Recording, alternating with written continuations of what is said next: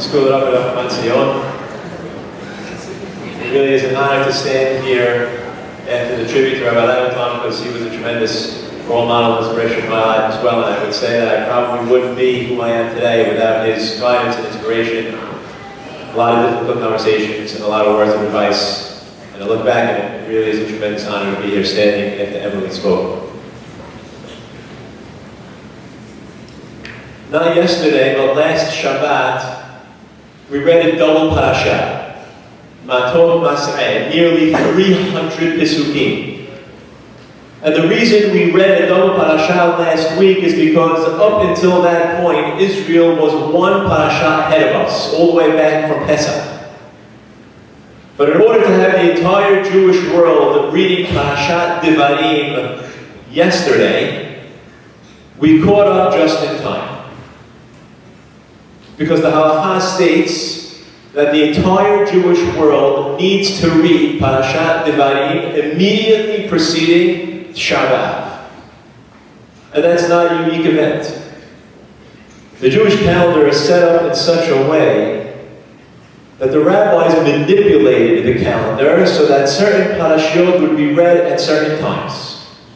If there's a theme in the parasha, that is a salient theme, it would be connected to the Jewish life cycle, and we would read that parasha either right before or right after that event.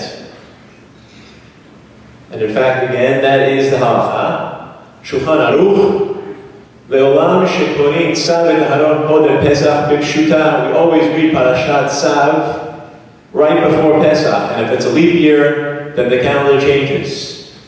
And right in the middle, Tish'a BeAb kodem va'etchanan. Tish'a BeAb will always be read on the week of Parashat Va'etchanan, which is this week. This coming Shabbat, we'll read Parashat Va'etchanan. Why does it need to be that the Jewish world reads Parashat Devarim immediately preceding Tish'a BeAb? The Biur Halacha writes, V'hatam kedei she'yikra'u ba b'Parashat Devarim. The reason why Tish'a BeAb has to fall out on the week of Parashat Va'etchanan is so that right beforehand we can read Parashat Devarim. שהיא מתוכותם שמשה קודם תשעה באב כדי להפטיר בה בחזון שהיא תוך החודש היה על חורבן, because Parashat Devarim is the opening parasha of Moshe Rabbeinu's last will and testament. We will now read a series of 5 speeches that Moshe Rabbeinu is going to make as he rebukes the Jewish people and gets them ready for a new life when they cross the threshold of SCA.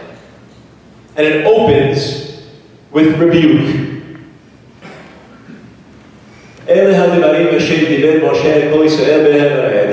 the things that Moshe Rabbeinu told us as we stood on the threshold of SCA.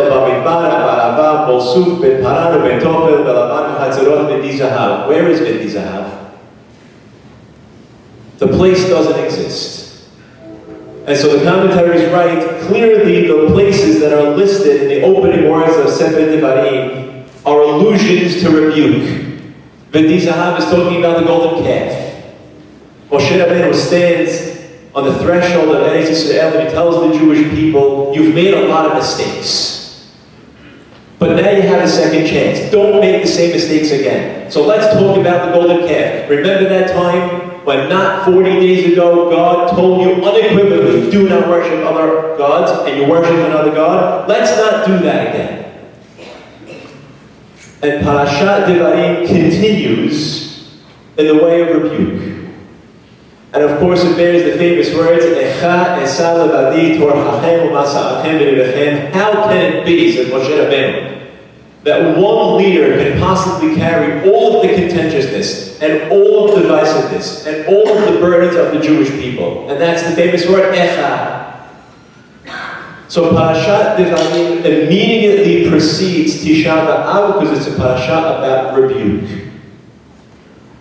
And today is a day of introspection. Today is a day of reflection. Today is a day where we dig deep. And we think about the things that we're not doing properly.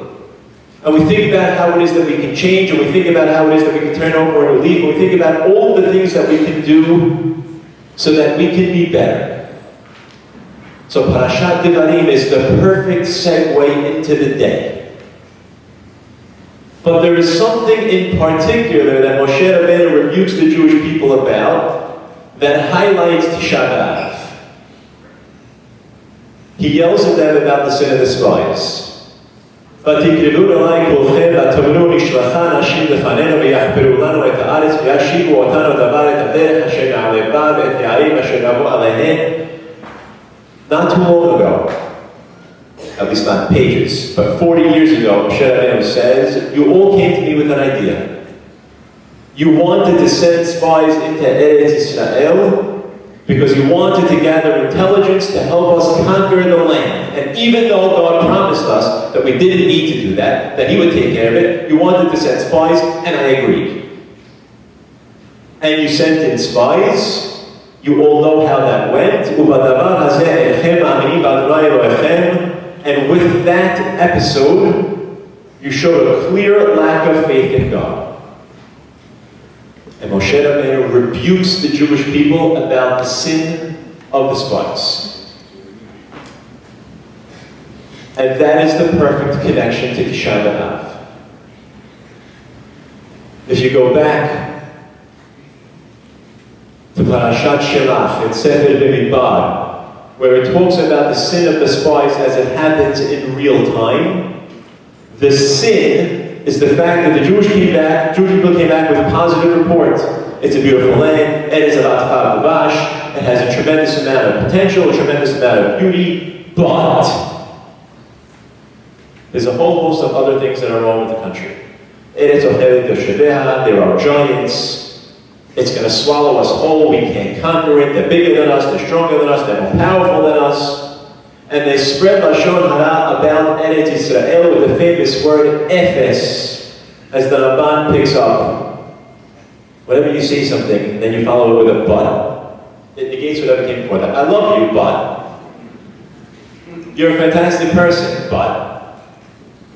That's what they did.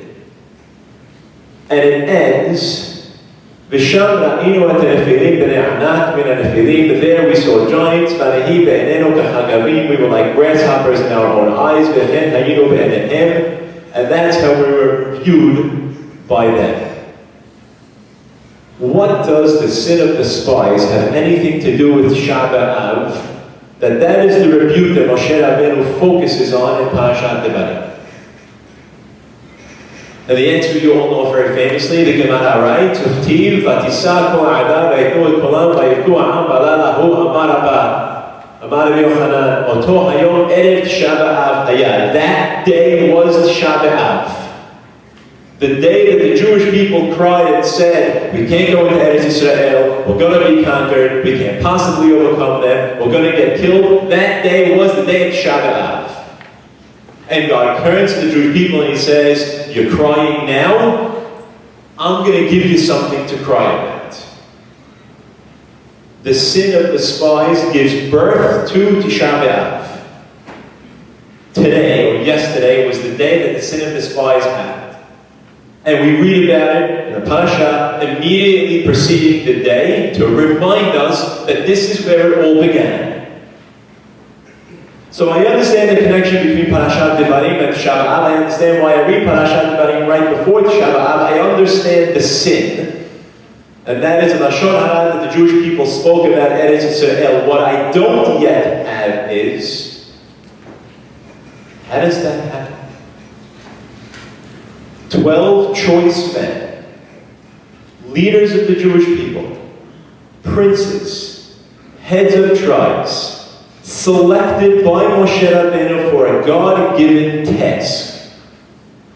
How is it that they fail in this mission?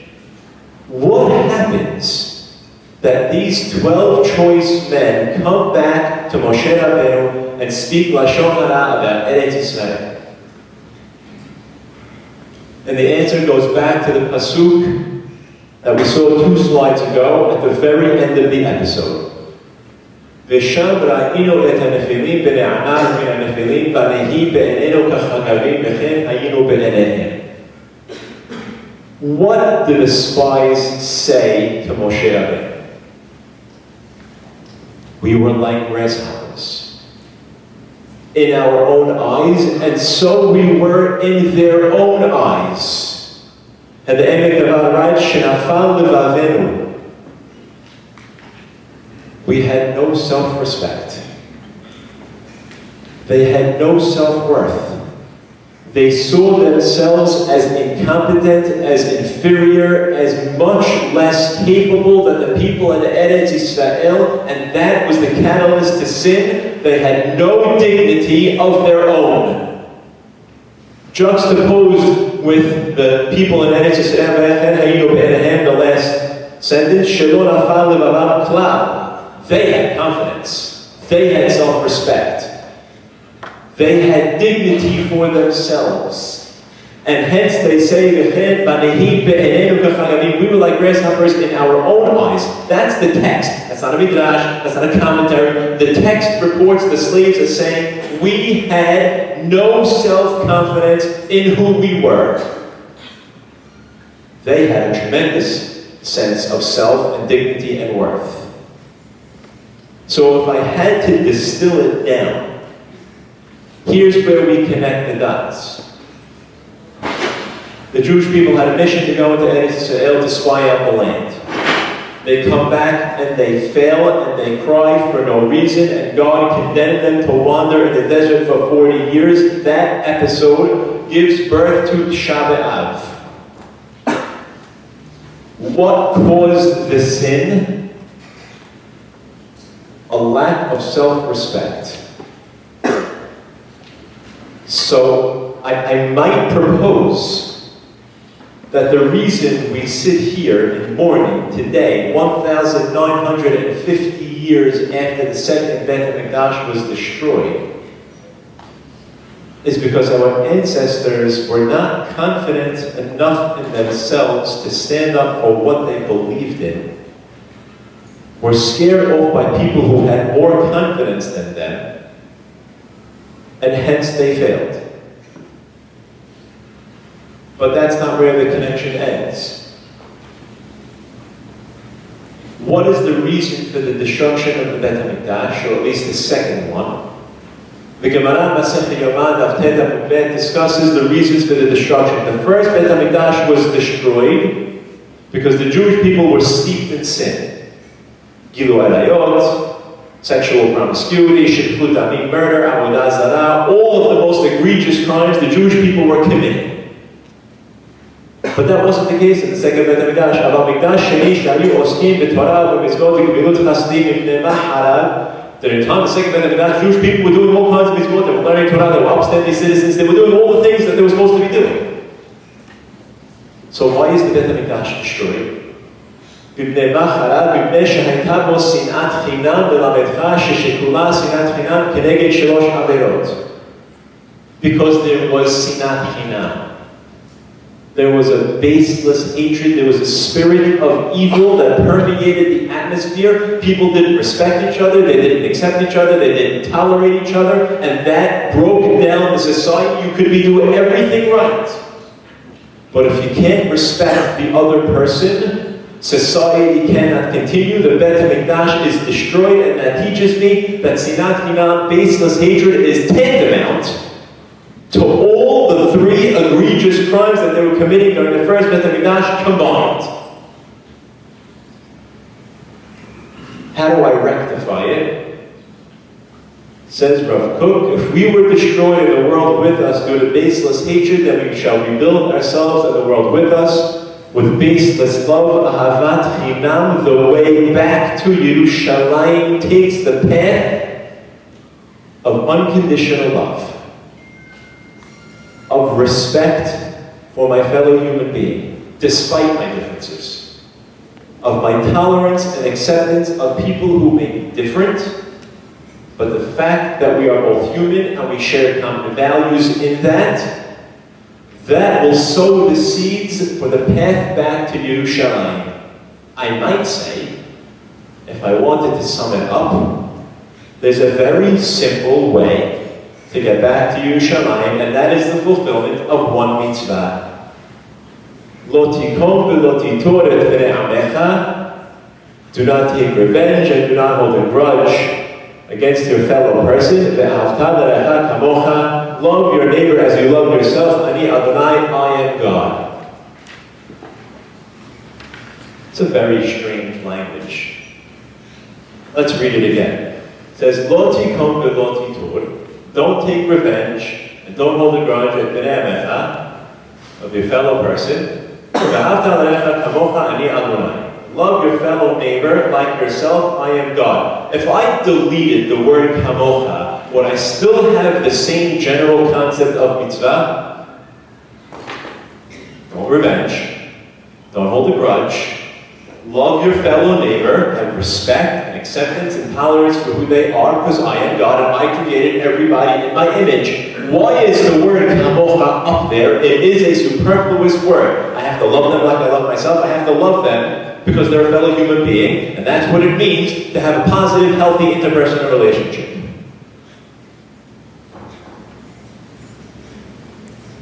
The words of the Torah are brilliant. If you are, at any point, going to be successful in loving your neighbor, accepting, tolerating, and getting along with him, then you need to respect yourself first. How can I possibly respect someone for their differences if I can't accept myself for my own weaknesses? How can I possibly tolerate, get along with somebody else if I don't respect myself first? So don't take revenge and don't bear a grudge against your fellow neighbor. Love him like you love yourself. You respect yourself and therefore are able to respect him. I am God who created you and them in the image of God. So I connect the dots again. Tish'a BeAb was born on the night of the sin of the spies. The sin of the spies was caused by the fact that they had no self-respect. The Beit HaMikdash was destroyed because of Sinat Chinam. Sinat Chinam is resolved by V'ahavta l'recha kamocha, which can only be accomplished if I respect myself first. And now I find myself in a circle. Because if I can't respect myself, then I can't respect other people, and then I'm not getting anywhere. And that shouldn't be underestimated. Because having self-respect, in fact, is a Torah imperative. It's an obligation to respect yourself. If at the very least, for no other reason than I have a mitzvah, which I cannot possibly fulfill if I don't respect myself. But let's ignore the pasuk for a second. And let's go to the Mishnah Masechet Sanhedrin. Writes the Gemara, "Lefichach nivra adam yechidi." Man, unlike any other species, is created as an individual. All other beings were created as a species. Man was created as one individual, one man. Why?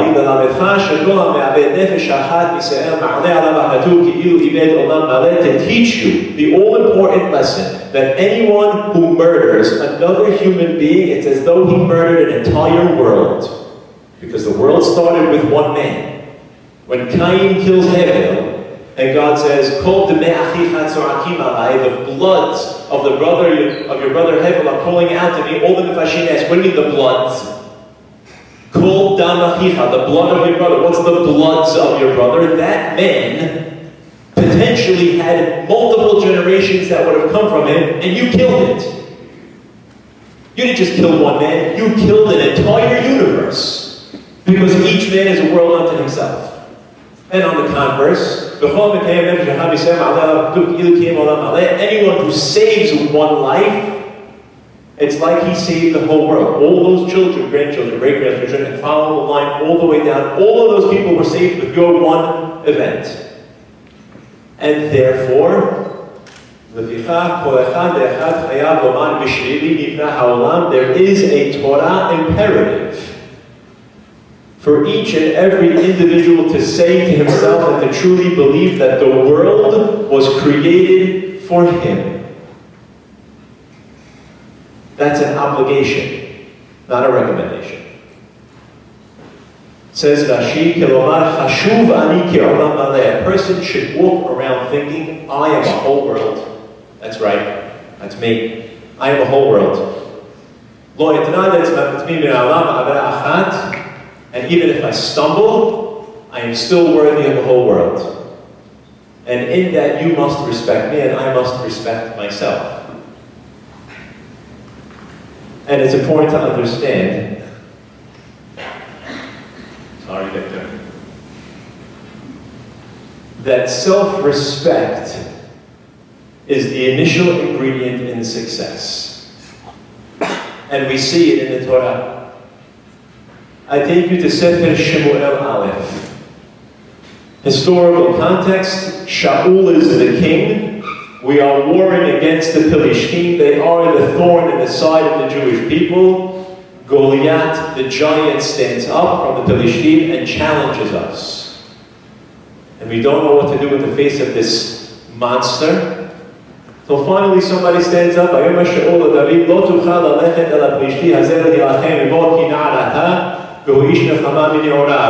David, who is not yet the king, it's a little kid, comes up to Shaul and says, hey, I want to do it. Shaul says, what are you kidding? You're a little nothing. You're a little kid. You're going to meet this monster, warrior, giant, Goliath? Answers David, Vayomer David el Shaul, Ro'eh haya abdecha la'aviv batzon. You know, I was a shepherd. Uba ha'ariv et hadov v'nasa sed ha'edet. And a lion and a bear came and took one of my sheep from the flock. V'yatzati acharav v'hikiti v'yitzalti mipiv v'yakom alai v'echezati b'zkano v'hikiti v'havitiv. And I grabbed the lion and I grabbed the bear and I killed both of them together and I saved the sheep and I brought it back. Yeah, that's me. Don't tell me I'm a little kid. Because when it comes to battle, I'm the best. And I'll beat this guy. You just stand back and watch, get your popcorn ready. ויאמר דוד, אדוני אשר יצילני מיד הארי ומיד הדוב, הוא יצילני מיד הפלישתי. אז זה ויאמר שאול דוד לך ואדוני יהיה עמך. He says, between my self-confidence and God helping me, I will win this war. And Shaul says, go right ahead. That's what was missing during the Meraglim. If only we had said, we got this, because between our prestige and stature and God's promise, there's nothing to worry about. But there was no self-respect, there was no self-worth, there was no self-dignity, so we lost. Here's proof that it happens. You respect yourself, you have confidence in yourself, you got everything. And by the way, the opposite is also true. In an ironic turn of events, the Mishnah says, it is asur, it is prohibited to view yourself as an evil person. Says Rabbi, never count yourself out. I am beyond, I am so bad that there is no going back for me. I am beyond any mending. It is prohibited for a person to ever sell himself short, to cut himself off. There is always a chance for you to come back. And what happens when you do that is you rationalize away the downward spiral. What's one more sin? I'm already at the bottom and there's no coming back. So I allow myself to get worse when I don't pick myself up and have the self-confidence to get better. And that as well has its historical ramifications. Because two Perakim before the story of David is the story of Shaul. Shaul was charged with destroying Amalek, obliterating them, men, women, and children, wiped them out completely. Shaul fails. He does not wipe them out. He has mercy on the people, and he's taken to task by Shemuel Hanavi at the time. And his excuse is, people wouldn't let me. What should I do? The people were screaming. The people didn't have it in their hearts to wipe everybody out. The people wanted the animals. The people didn't let me wipe out Amalek. And what does Shemuel say? Are you kidding me? You're the king. You're not a little punk. You are the king. Stand up and do something. Where's your self-respect? Where is your confidence? Where is your dignity? You are the guy that gets to call the shots. Call the shots. You're not a little nothing. You are the king. God appointed you for a reason. So when I juxtapose Shaul and David, it highlights the point. For those who are willing to be dignified, to have their own self-respect, to take a chance on themselves, success is to follow. For those who write themselves off, who see themselves as incompetent, who are not willing to roll the dice on their own strengths, they make their own bed.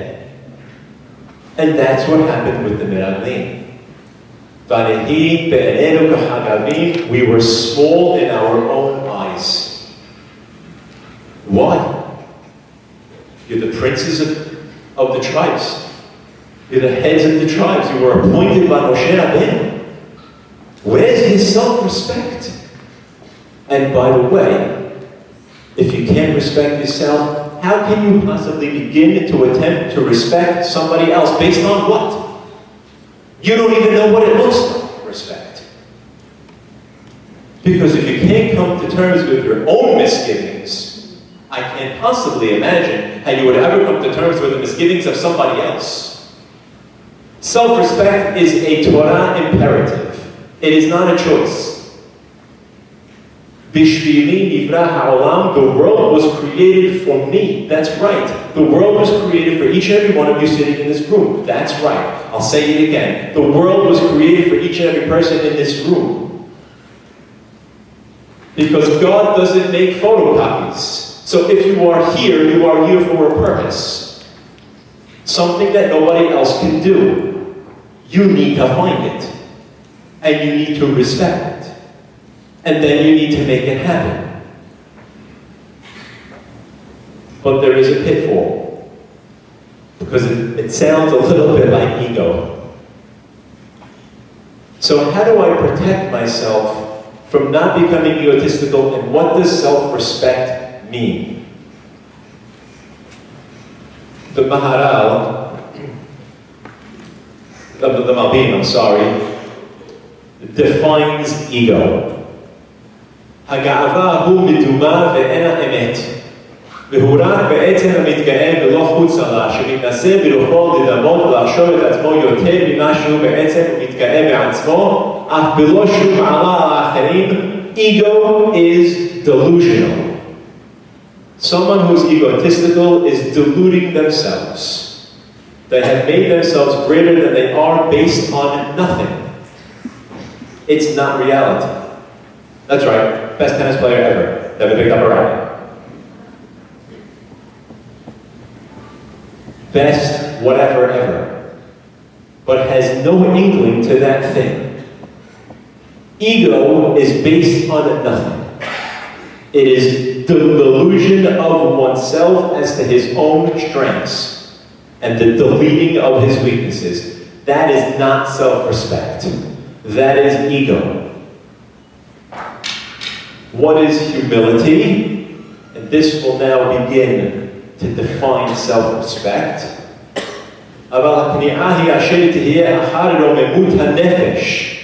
You need to be a little bit high on yourself. Yes, you do. You need to be a little bit high on yourself.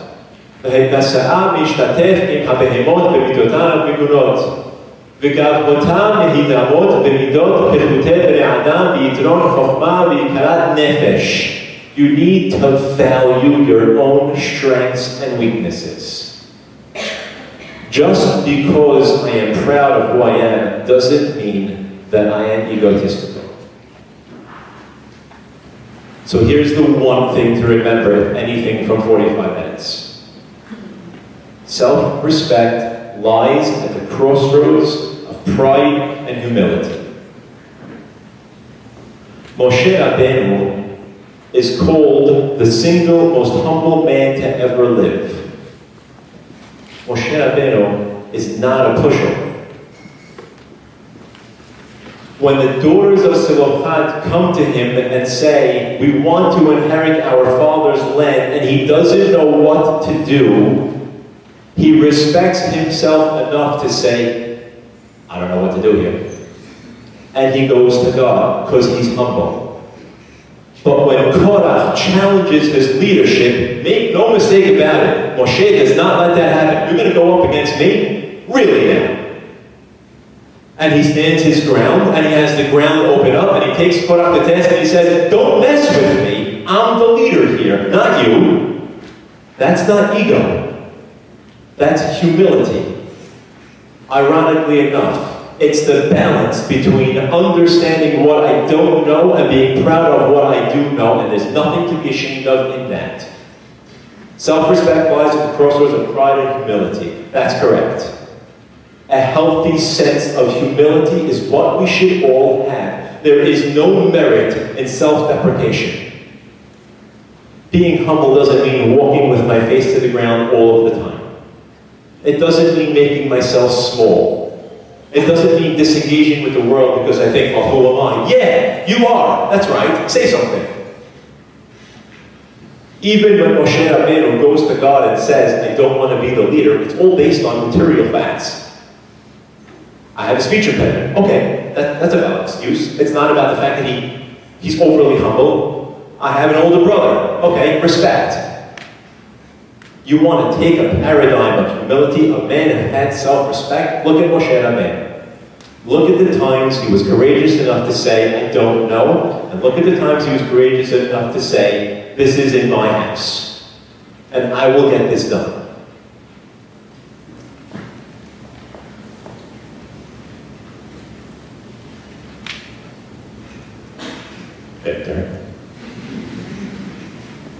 How do we attain self-respect? There are multiple ways. We'll look at a few, some of which we've already discussed. היא מחוברת עם השלמות הרוחנית, שכל שאדם משיג יותר את העולם ואת החיים, את שיקומם הרוחני והחומרי, את הצרכים הרבים של הכלל ושל הפרט, אז הוא משיג את קוצר ידו, את עיוורון השגתו. Part one of gaining self-respect, recognize your weaknesses. There are things I don't do well. Respect your limitations. I can't do that. And I'm okay with the fact that I can't do that. I don't do math. I don't do math. Principal of the school, I don't do math. I got other people who do math. That's not my thing. You want to talk English? I got English. I'm on English. But that's okay, because I understand that I can't do it, and I fill it in with somebody else. It's okay. It's noble. It's merit-worthy for somebody to say, this is not me.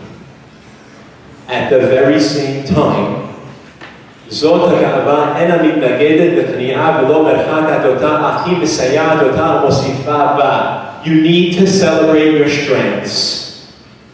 There is nothing wrong with being proud of the things you do well. Say it. Speak it. Get behind it. Be proud of it. Yeah, that's right. I am the best tennis player around. That's correct. Baseball? Sorry. There's nothing wrong with that. Respect your weaknesses and celebrate your strengths. Find the balance between pride and humility. Not self-deprecating and not delusional. And lastly, and perhaps most importantly, but least anticipated, תתנהג תמיד לדבר בנחת כל דבריך לכל אדם בכל עת.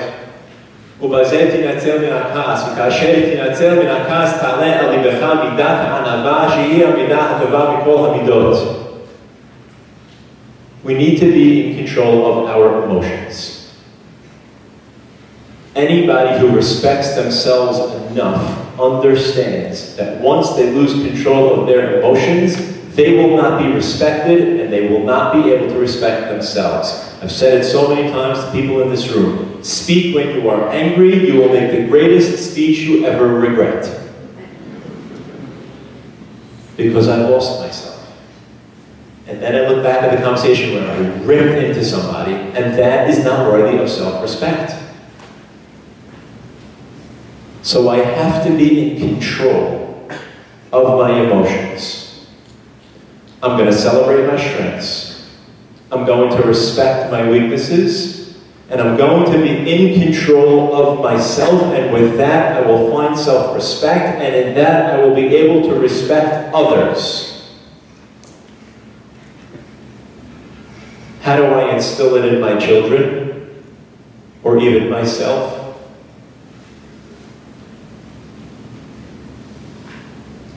And this is important to know. Praise them when praise is due, but don't overdo it. Statistics have shown, how shall I say this so it doesn't come out wrong? I'll say it wrong and then I'll qualify. Statistics have shown that the person who insults their child the most is their parents. And by insult, I don't mean insult, I mean the person who is most critical of their children is the parent. Because we want them to be perfect, because we want to be proud of them, because we want them to do the right thing. So we're constantly correcting what they do. At some point, we correct them off the map. Praise them.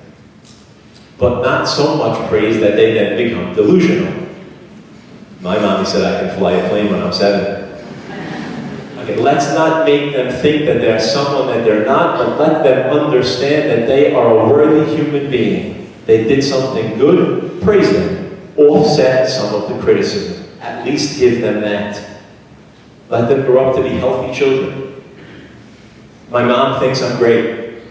My dad maybe not so much, but my mom thinks I'm great. 2, let them fail and teach them resilience. And I would say that this goes for ourselves as well. And I spoke about it a few weeks ago. There are fewer greater lessons in life than failure. Protecting our children from failing is doing them a disservice. Let them fail on the low stakes things. You don't have to watch them fail when it's talking about high stakes, but on the low stakes things, let them fail and let them come back.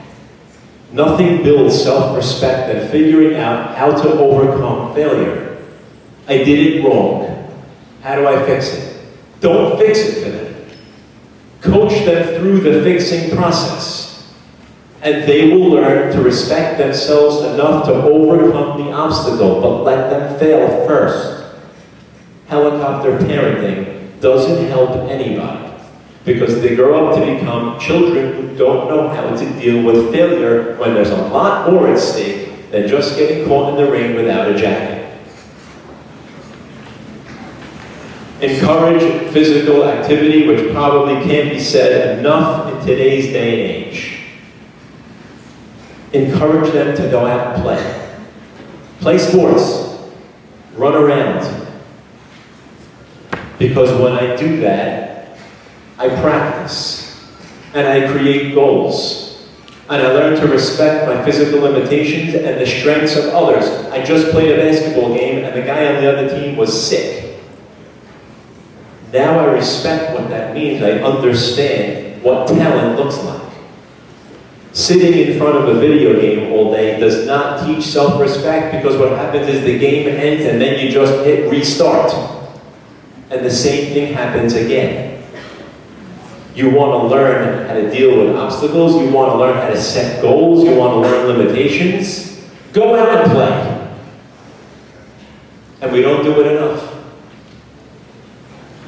Set rules and be consistent.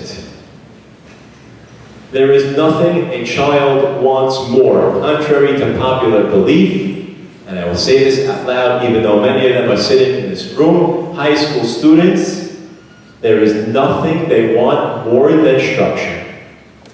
I want to know that somebody is in control and that I am safe. They will challenge you on your rules because that's what they're meant to do, but they will respect it. My mom, my dad, they know what they want. They're keeping me safe. They set guidelines. And by the way, it gives them the confidence later in life to stand up against peer pressure and say, no, I can't do that. Because they grew up knowing that there are rules. They grew up knowing that there are limitations.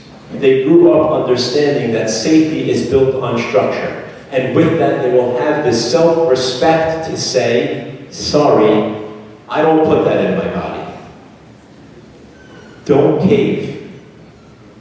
Let them know that you are in control. Not running a tyranny. It's not a dictatorship. But let them know that you are in control and you have set rules. And lastly, support their passions. Our children like different things. And one of the biggest mistakes parents make is that they want their children to live the lives that they didn't live. I really wanted to be a billionaire businessman. So I force it on my kid. But he wants the right. Get behind it. Just because they like the things that we don't like doesn't mean we did something wrong as a parent, and doesn't mean that they're going to grow up and do something wrong. Get behind their passions so they can respect themselves enough to be confident in what they do and what they want to do. So I bring it full circle because we've done a lot in 45 minutes. Yesterday we read Parashat Devarim. The rabbis manipulated the calendar so that would be the case because they wanted us to read about the rebuke of Moshe Rabbeinu on the heels of Tish'a BeAb. Because we wanted to be reminded of the sin of the spies that happened today. And the reason that the sin of the spies happened is because 12 choice men, who I would otherwise think have self-confidence and self-respect, went into Eretz Israel and saw themselves as incompetent and lowly and inferior to the inhabitants of Eretz Israel, and they cowered in the fear of themselves. And they said, we can't. And Moshe Rabbeinu said, yes, you can. And they said, no, we can't. And the no, we can't killed them and made us wander the desert for 40 years. That's what no, we can't does. And the Torah says, that's not okay. Have some self-respect. Have some self-confidence. Recognize your strengths and respect your weaknesses.